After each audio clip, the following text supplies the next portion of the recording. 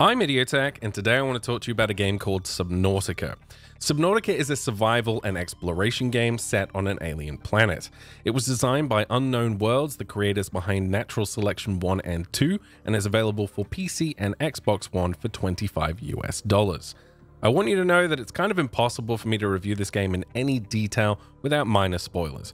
I will do my best to avoid any major story moments, however there are elements of the game's design that I need to discuss that are related to the plot. If you plan to play this game and you'd like to go in blind, I suggest you don't watch this video. Before we dive in, I want to remind you that this channel is entirely supported by viewers like you. I do not run ads, accept paid promotional deals, or use affiliate links. If you like my work and you want to see it continue, please head on over to patreon.com/idiotechgaming to show your support. At its core, Subnautica is a survival game. You begin the game having crash landed on an alien world. It's mostly covered by water. Your initial goal is to survive, repair your escape pod, and to establish a more permanent base while you wait for rescue. You must explore, scan, and salvage what you can in order to create equipment, vehicles, and upgrades. The core elements of this game that set it apart from the hundreds of other survival games on the market are its setting and its presentation.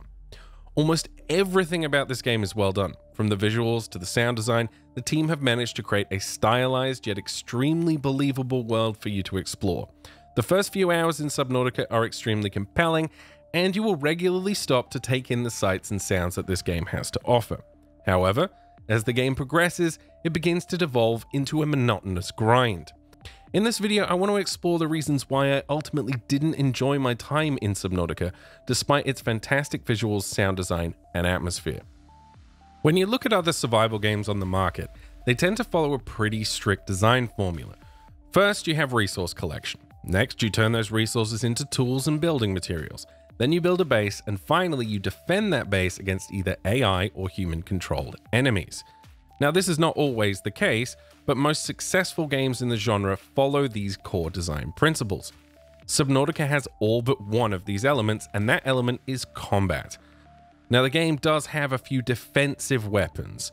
You start with a knife, which you primarily use to cut away certain materials that you need to collect. Later, you can get a stasis rifle that will stun enemies, and a gun that will allow you to move objects. However, there really is no need for weapons in the game. In my 30 to 40 hours of play, I was only attacked a handful of times, and in all but a few cases, I simply ran away. The game's enemies act more as obstacles than as threats. It doesn't really provide the player with any real sense of challenge. As a result, this game is simply too easy. It requires little to no skill, and you do not experience that sense of life or death thrill that you do in many other survival games. Now, I should note that the game does offer a hardcore mode in which you only have one life. However, in my experience, this only led to me being even more cautious, making the game even slower and more laborious. It does add to a sense of tension, sure, but it still doesn't thrill me in the same way that winning a firefight in a game like Rust might, for example. While researching the game, I stumbled across a post from the developer. When he was asked why the game did not have combat or lethal weaponry, his response was as follows. Subnautica was being birthed right around the time of the Sandy Hook shooting. This was a particularly nasty shooting, although many people don't realize America has school shootings every day. Yet for reasons I cannot understand, our people and the corporations that influence our country want to continue making it easy for people to get, carry, and use pistols, semi-automatic, and fully automatic weapons. I've never believed that video game violence creates more real-world violence, but I couldn't just sit by and add more guns to the world either.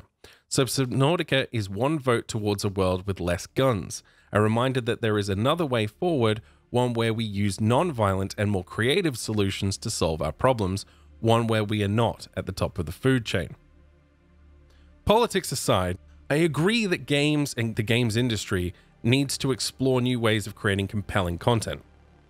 However, in order for a survival game to be compelling, you need an ever-present and constant threat to the player's survival. Subnautica doesn't have this. Sure, it's got big monsters that can kill you, but they're easy to avoid and the game encourages that playstyle.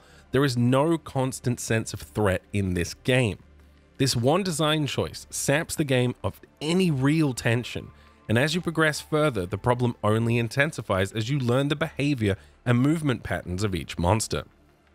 Next, I want to talk about base building, crafting, and resource collection, which in my mind are the other key pillars of a survival game. In order to achieve anything in Subnautica, you need resources. The rarer the item that you want to build, the rarer the resources. You will spend the vast majority of your time in this game clicking on rocks and scanning object fragments to discover new blueprints. Let me just say that when it comes to survival games, this is probably the least enjoyable aspect of play. You do it because you want to build something cool. The same is the case in Subnautica. You want to build a submarine that will allow you to explore rare resources or discover a hidden alien base scattered throughout the world. Well, you need to work for that. And that's fine. It's not all that fun, but it's fine and it's a needed element of any survival game. The problem I have with this system is the complete lack of respect the game has for the player's time. In an average survival game, you tend to have a basic idea of where certain resources might be. For example, if a recipe calls for wood and stone, you have some idea of where to look. In Subnautica, the game might ask you to collect rubber or copper. This seems basic enough, but you need to remember that this is an alien world, and as such, you have no frame of reference when trying to discover materials. This often leads to a lot of aimless searching in the hopes that you will stumble across a much needed resource so that you can progress. Now, there is a structure in the game the player can build called the scanner room that will mark specific resources for you on the HUD. However, you must have already discovered that resource to be able to scan for it, so while it does help make resource collection a little less tedious, it doesn't remove the need to consult a wiki or a YouTube video to find the resource in the first place. Now, Subnautica is not the only game in this genre to have this problem. However, it could easily have been solved by simply providing the player with clues via the in-game journal system as to where they might find specific items. Instead, you're forced to spend a lot of time consulting out-of-game guides and wiki entries in order to progress. Base building is another common feature in survival games. In most survival games, base building exists to either provide the player with shelter or as a means to defend themselves from attack. They can also serve as an outlet for creativity. In Subnautica, you're not really being actively hunted by anything, and other than food, water, and oxygen, there are no immediate threats to your survival. So you really don't need to build a base for defensive purposes. When it comes to creativity, there are a few options available that will allow you to decorate the environment. However, these options are quite limited, and the base building tools you have at your disposal are restricted. This is by no means comparable to something like Minecraft. Not to mention the fact that any resources you spend on cosmetic aspects of your base are simply wasted and slows your progression towards the game's ultimate goal, which is to escape the planet. In Subnautica, bases exist to provide the player with more space in which to house machines, store items, and construct tools that you need to progress. It's another step on the treadmill rather than a tactical or creative gameplay mechanic for players to engage with.